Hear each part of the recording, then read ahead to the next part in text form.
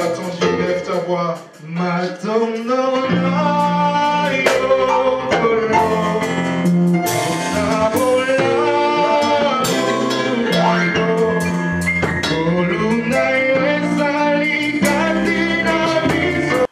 Mais qui pouvait savoir que ce jour-là, c'était son dernier jour?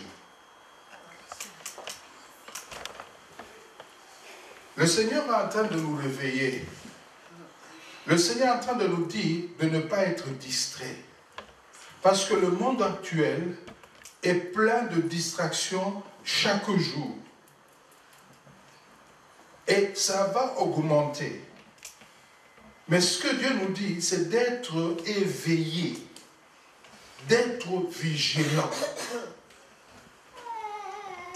Et nous ne pouvons pas être éveillés, nous ne pouvons pas être vigilants si nous n'avons pas renoncé à nous-mêmes.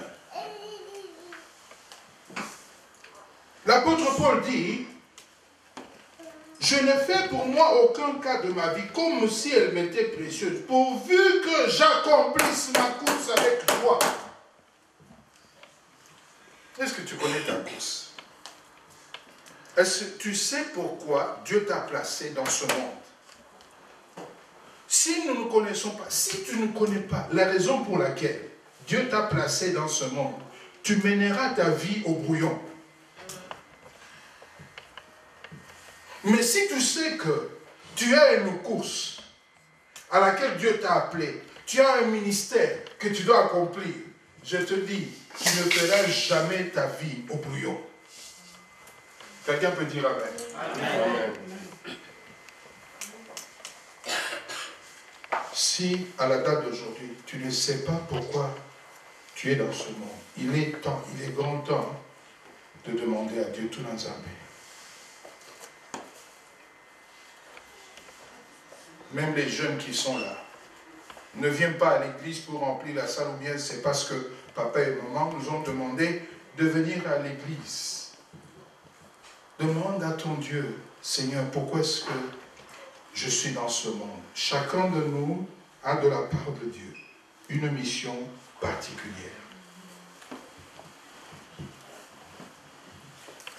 Alléluia. Amen. Alléluia. Amen. Alléluia. Est-ce qu'on peut acclamer le Seigneur?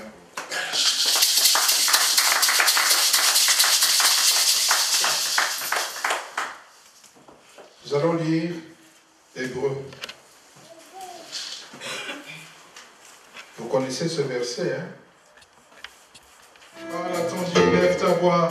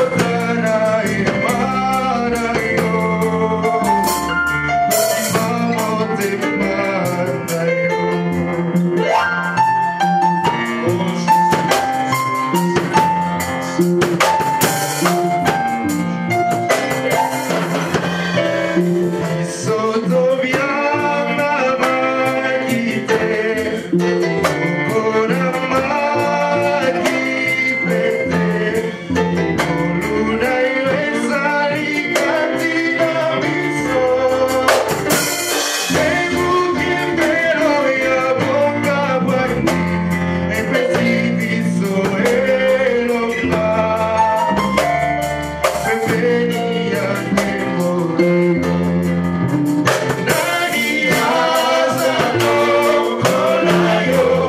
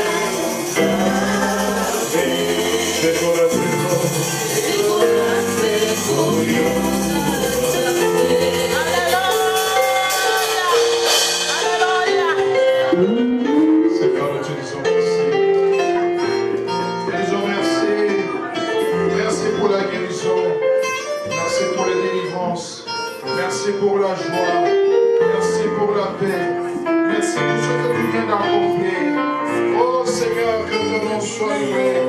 Au travers de ta parole, tu as agi. Au travers de la Sainte Seine, tu as agi dans nos vies. Sois béni. C'est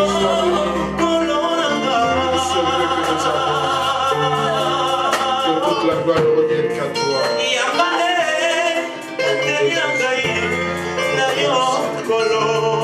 Merci Seigneur Jésus. Amen, amen. Acclamons le Seigneur. Acclamons Jésus.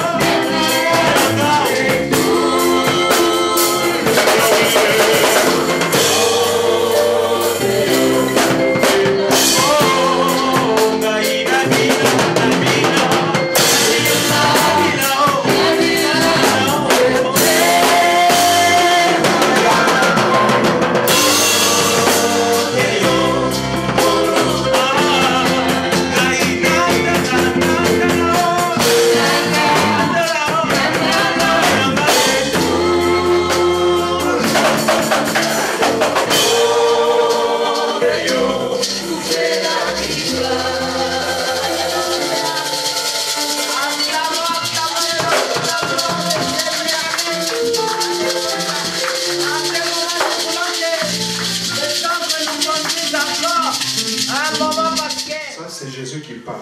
Il s'adresse à son Père. Je viens, ô Dieu, pour faire ta volonté. Est-ce que nous comprenons ce verset-là? Je viens, ô Dieu, pour faire ta volonté. Qu'est-ce que cela veut dire? Ce jour-là, Jésus, Christ, entrant dans le monde, prenait une décision volontaire, réfléchie. Quoi? Il vient sur cette terre pour faire uniquement la volonté de son Père. Alléluia. Amen.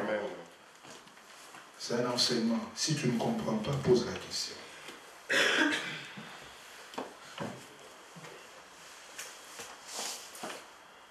C'était dès le départ. Hein?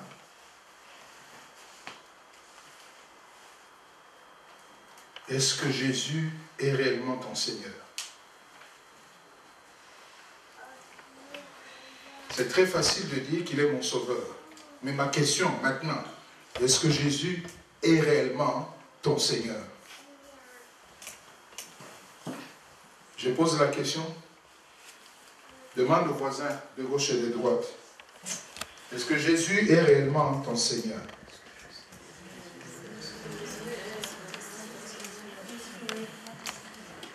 Qu'est-ce que nous, tels que nous sommes là,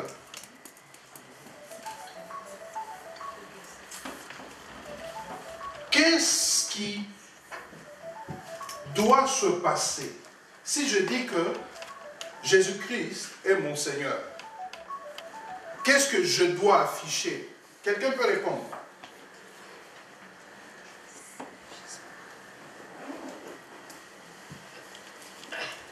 Si je dis que Jésus-Christ est mon Seigneur, je ne parle pas de sauveur. Je dis, Jésus-Christ est mon Seigneur. Qu'est-ce que vous, en tant qu'Église, vous souhaiteriez voir dans ma vie? Le reflet de son image. Bon. Le reflet de son image. Bon. Qui peut encore dire quelque chose là?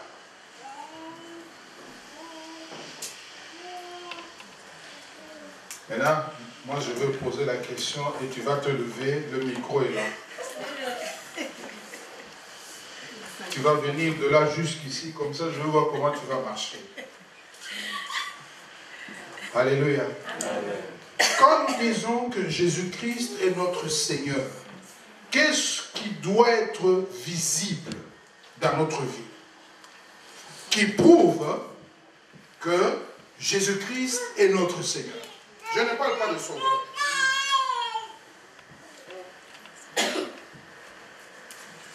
Oui, maman. Bon, d'accord. Quoi? L'attitude de qui?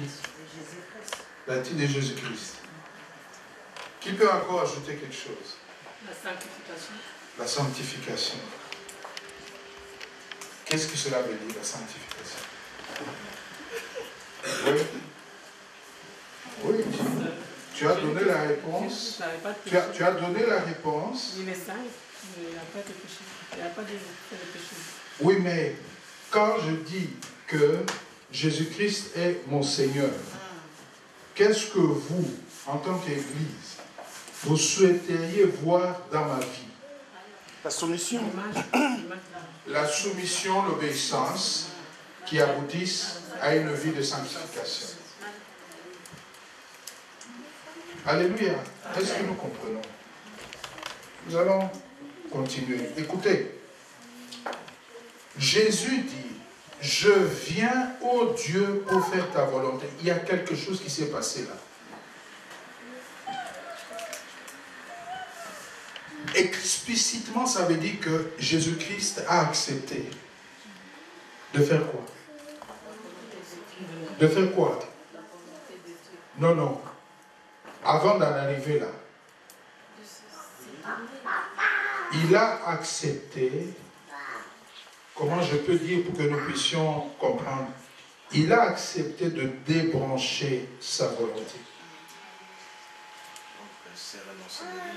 Ah, il a accepté de renoncer à lui-même.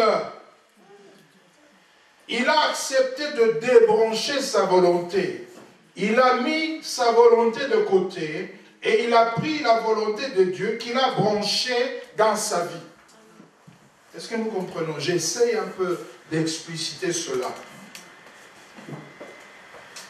Frères et sœurs, c'est très important que nous comprenions cela, parce que c'est là où réside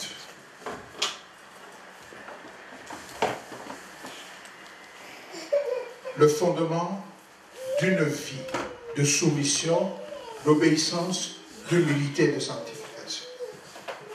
Aussi longtemps que toi et moi, nous n'allons pas renoncer à nous-mêmes, c'est-à-dire, je prends ma volonté, je la mets de côté, je débranche, je coupe, je sectionne ma volonté, et je prends la volonté de Dieu, je la colle à ma vie. Je ne sais pas quelle colle tu vas utiliser, mais la colle la plus solide. C'est une image que je donne, pour que nous comprenions. C'est ce qui